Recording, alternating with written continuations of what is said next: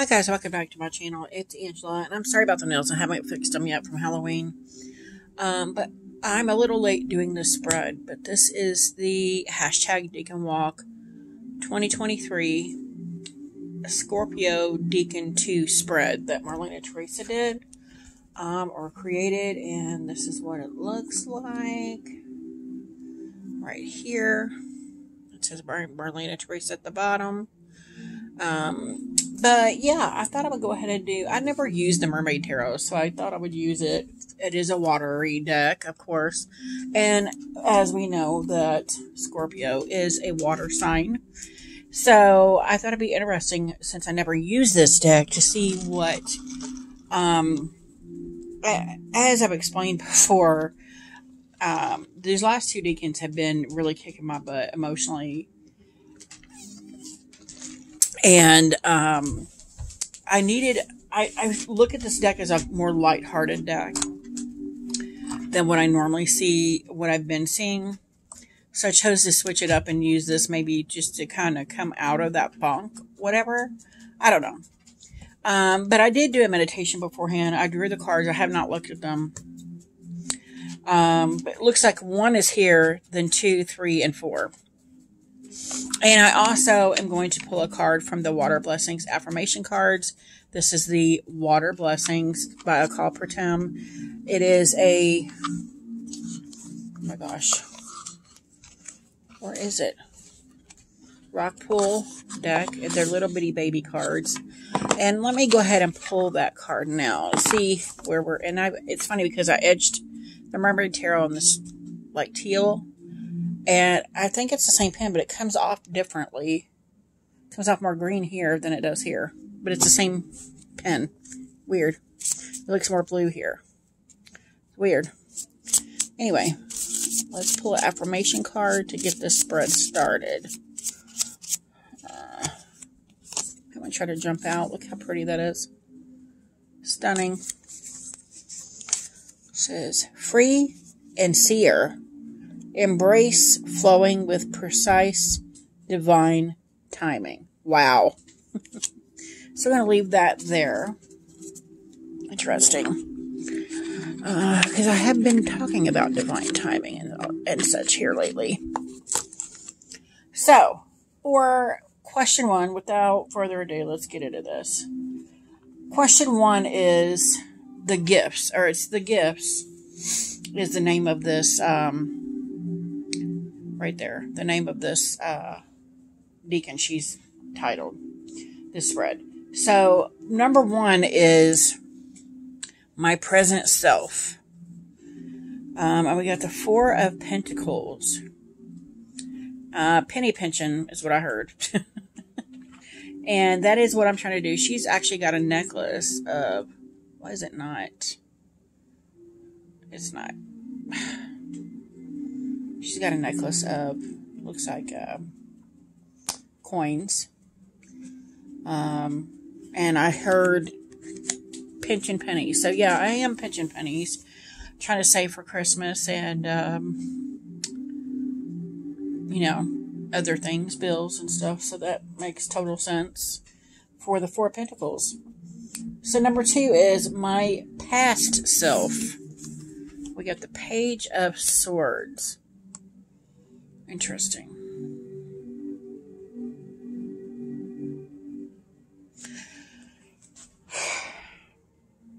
And I feel this overwhelming need to protect.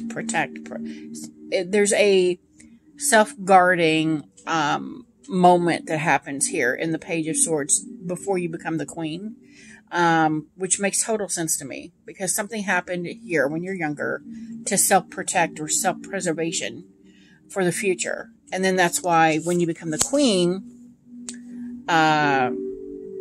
people see you as heartless or whatever. You're just self-protecting because of something that happened here. Interesting. Interesting. So this clues in almost to the past self, and this is where the current patterns stemmed from, is this past self. Interesting. Number 3, what has been illuminated? What has been illuminated? The sun. Interesting considering this Decan, Scorpio Decan 2, is the sun in Scorpio. And here we have the sun again. And I did say, interestingly enough, and it's funny because the next card is what is in shadow. And I said in the beginning of the Decan, in my previous video on the Scorpio Decan 2, that the sun is illuminating the shadow in this Decan, it seems like. And that makes it very interesting because her next question is what is in shadow? And it's the next card following the sun. So I just find that quite fascinating. So what is this card? The card in shadow. We got the Queen of Swords. So we got the Page and the Queen of Swords. So it's like this is where things began. And then the sun is illuminating that self-protect mode I'm in now. Interesting. That's in the shadow. That is my shadow. And I've said that a few times lately. Interesting. That is very fascinating. And it goes along with what I've said in the previous Decan video.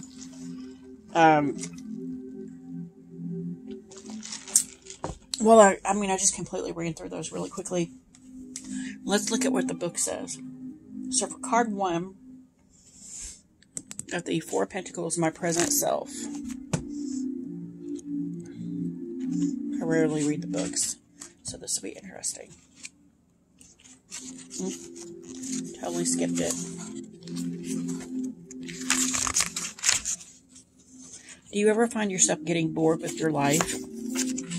I know the feeling. Sitting here on my rock, all I can bring myself to care about is my hair. Stroking it one full brush stroke at a time. Sitting, brushing, and thinking of nothing or no one. There is something to be said for allowing yourselves to lean in and get comfortable with boredom. And I've said the last Decans that we were in, I was leaning into the skid, so that's interesting. For between each brush stroke, my mind clears and all I have is the moment. This moment, the one where there is nothing but me, the sound of the waterfall, and the feel of each brushstroke moving through my hair. Upright. The Four of Pentacles has a lot to teach you about getting back in touch with the moment. You may have placed yourself in a state of paralysis or disengagement, and I have done that. That's interesting.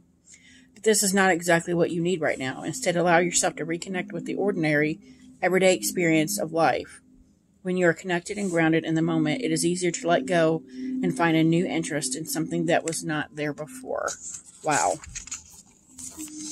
And then the reversed is, have you ever stopped yourself from engaging with the world around you because you thought it might take something from you or cost you too much?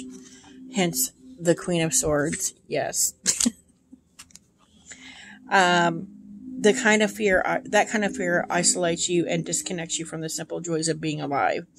You can't stay on the rock forever. You must eventually move despite your fears. Wow. So that is not what I see in the Four of Pentacles at all, but that was exactly what was needed in this specific spread. Interesting. Interesting. So number 2 was my past self, which was the Page of Swords. Let's go find the swords.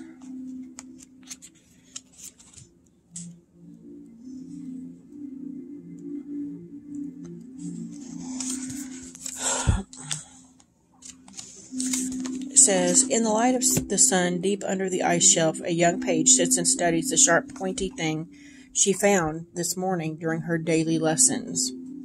It was just sitting in the snow all alone without nothing and no one around it, as if waiting for her to come and discover it. Now that she has had it, though, she has no idea what to do with it. In fact, this young page doesn't even know what it is or what it is used for, let alone that it is a dangerous weapon. All she knows is that if she holds it just right, it sparkles in the filtered sunlight. She doesn't understand the pain this object can cause if the user is not taught to wield it correctly. Then again, that is why she is the page. Everything is a lesson to learn and a mystery to solve. Wow. Upright. When they first appear, thoughts and ideas can seem harmless. They tickle our imagination, filling our heads with images and our bodies with emotions. Initially, they feel exciting and new. However, now not all thoughts should be held onto, and not all ideas should be brought into the physical world. This is where the lesson of decrement comes in, the knowledge of what is life-affirming and what will bring us pain. Like the page, you are just starting your lesson. The lines still seem, blurred, but given enough time and enough practice, you will learn to wield your own sword, the sword of discernment. And then in reverse, like the lessons of all the pages, you may think that this one does not apply to you. You consider yourself already well-groomed in making decisions and don't understand why you should have to go back to basics and retrain your mind. The truth is you are not as good as you think as deciding which thoughts are helpful, which habits are supportive, and which flashes of inspiration to follow. Wow, this deck is really calling me out. You have made numerous mistakes and have not seen any substantial results. True story. So the page has swum into your life to offer assistance. Take a step back and see where you could be more active and less impulsive in your decision making. Just for a moment, it surely can't hurt. Wow, this deck. I may be misjudging this Little Mermaid deck here. Wow. So far it's been pretty potent, powerful. Okay, so now we have the Sun. And it is for card 3. What has been illuminated? I'm going to go to the Sun.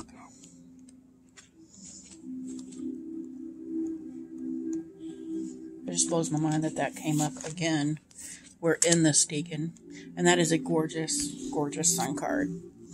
The Sun illuminates the water under the sea, forming bubbles of golden light. Young mer children hold out their hands as if trying to catch the light in the palms of their hands. As the light bounces around the rippling currents of the ocean, even the sea turtles bask in its warm rays. In the shallower parts of the ocean, the sun acts much the same as it does above the waterline, bringing life to plants and allowing coral and sea vegetables to grow and thrive. The warmer waters often provide safe spaces and sanctuaries to sea life and the merfolk alike. Here, under the glow of the midday sun, you can relax and play and forget about your worries. If you're lucky, you might even catch one of those golden bubbles of liquid light. Upright, the sun gives life. It provides energy and warmth for things to grow and thrive. It is one of the key elements of creation, along with water and oxygen, which in the shallow, warm waters of the sea are all abundance. Here are the perfect conditions for creation. An auspicious merging of energy provides the exact conditions you need to solve a problem, being a relationship or start a new project. Reversed. Just as the sun can give life, it can also take it away. Climate change has shown the devastating effects of the sun on bleached and dying coral reefs all over the world. What were once thriving, feeding, and spawning areas now lay barren like underwater ghost towns. We are reminded that the sun is a power we don't have control over. When it is done providing life-giving support, you will know it will start to burn through all it has created in search of something more worthy of its time and immense energy. Let this be a warning to not linger too long in the heat of this card. Use it for what you need. Respect and honor its creation power. Then release it before it turns on you and burns everything you love to cinders. Wow. I just find that very fitting how it was talking about in the upright meaning about the waters and the sun, because we are Scorpio, which is a water sign, and sun, which that was perfect, right? I think it was the perfect card for this Decan. Wow. Anyway, and then we have the Queen of Swords, and she was to answer number 4, what is in shadow? So let's go back to the swords. Let me get a drink. I'm parched reading all this stuff.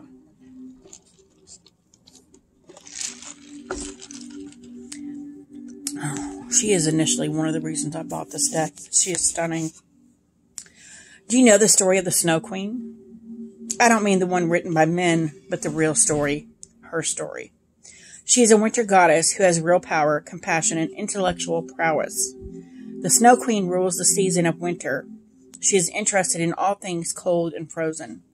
It is up to her to make sure that the world has a balance of silent, still restoration, and busy, sun-filled days. She cares for all those who live in the extremes of the poles, tending to their needs and keeping the peace between all who reside there. Her kingdom is vast and her responsibilities immense, yet you will never hear her complain. This is who she is. This is her true form, the keeper of reason, order, and harsh realities. Wow. Upright. The Snow Queen governs some of the most extreme territories in the world. Conditions are very rarely favorable, yet she must get on with her job. Regardless of her harsh environment, others still look to her for guidance and leadership. She needs to keep her mind focused and decisions swift. You may find you are walking in the footsteps of the Snow Queen right now. Your situation may not be ideal and it may seem like everything is against you, but you have to keep going. Others are depending on you to stay the course and lead the way. Wow. Yeah, I am the Snow Queen. I've said many times I'm the Queen of Swords. Okay, reversal. We don't always want to be the one that has to solve everyone else's problems. Sometimes we just wish the outside world would go away and leave us the hell alone. With the Snow Queen upside down, you may find you are blasting people with your cold-heartedness more than you mean to. You may require a break or time for quiet self-reflection. But don't forget that you will have to even eventually reap the frozen, harsh energy you now sow. Wow, interesting. So that was illuminating, to say the least, for this Scorpio Decan spread 2. I don't think I have anything else to add to that. That's pretty straight, cut and dry, straightforward, whatever you want to call it. If you guys have any comments, questions, comment below. If you like this video, give me a thumbs up. If you want to see more, please subscribe. And don't forget to hit that notification button so you're alerted to any future videos. And y'all have a good night. Bye.